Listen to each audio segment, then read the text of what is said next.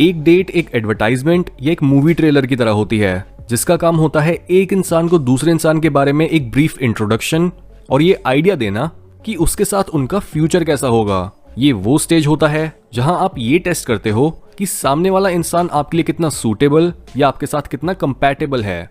लेकिन एक अच्छी डेट के भी कई रूल्स होते हैं जिन्हें फॉलो करने से आप अपना समय भी बचा सकते हो और दूसरे इंसान को अच्छे से जान भी सकते हो।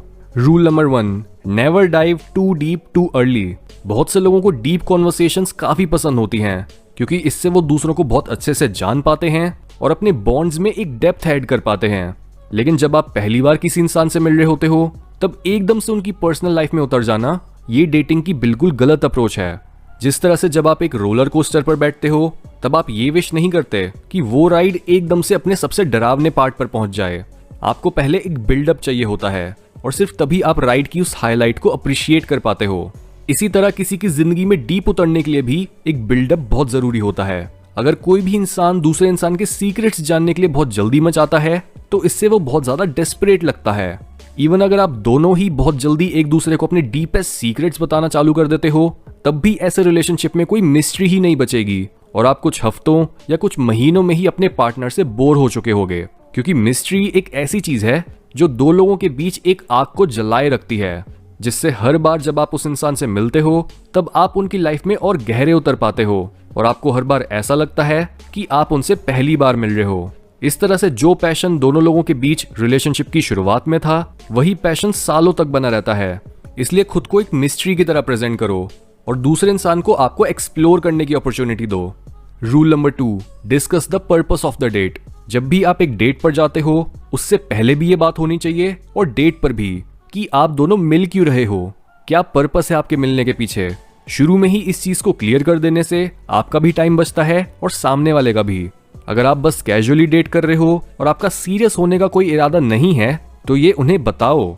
अगर आपका गोल इस डेट से एक नया सेक्सुअल पार्टनर गेन करना है तो इस बात को भी मत छुपाओ, क्योंकि अगर सामने वाले इंसान की एक्सपेक्टेशन कुछ और है तो बाद में सच जानकर उन्हें बहुत चोट पहुंचेगी। जो भी आपकी मोटिवेशन है उसे छुपाओ मत। कई लोग आपको सीधा सीधा रिजेक्ट कर देंगे लेकिन बहुत से लोग आपको आपकी ऑनेस्टी के लिए अप्रिशिएट भी करेंगे।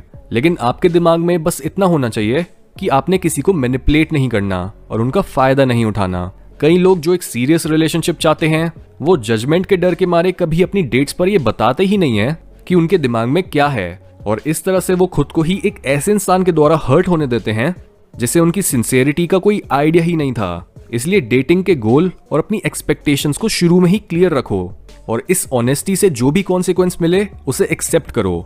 Rule number 3, be present and listen carefully. जब भी हम किसी को डेट करते हैं तब एक लेवल पर हमारी इच्छा यही होती है कि हमें एक ऐसा इंसान मिल जाए जो हमारी बातें सुने, जो हमें समझे, जो हमारे से रिलेट करे और जिसके साथ हम एग्जिस्टेंस की वियर्डनेस को डिस्कस कर सकें। हर इंसान ऐसा फील करता है कि उसके पास सुनाने को एक स्टोरी है लेकिन सुनने वाला कोई नहीं। और तभी जब आप किसी को ढंग से सुनते हो और उनकी कही एक एक बात को डीपली समझने की कोशिश करते हो तब इससे ज्यादा सूदिंग और अट्रैक्टिव चीज उस इंसान के लिए कुछ नहीं होती। ये बिल्कुल ऐसा फील होता है जैसे उनकी सुंदरता को पहली बार किसी ने नोटिस करा हो। जितना आप उस मोमेंट में प्रेजेंट रहकर बस एक अच्छे ऑब्जर्वर की तरह उस इंसान को देखते और सुनते हो उतना ही आप उनके ट्रू सेल्फ से वाकिफ हो पाते हो।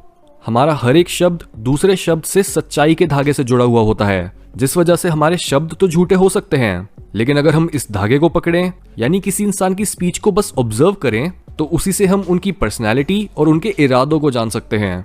इसलिए अपनी डेट पर फोन को यूज करने या फिर अपना ध्यान इधर उधर घुमाने के बजाय उस इंसान पर ध्यान दो। वो कुछ बता रहे हैं उनकी सुनो और इस तरह से आप उनके इतने पास पहुंच पाओगे जितने वो शायद खुद भी कभी ना पहुंचे हों।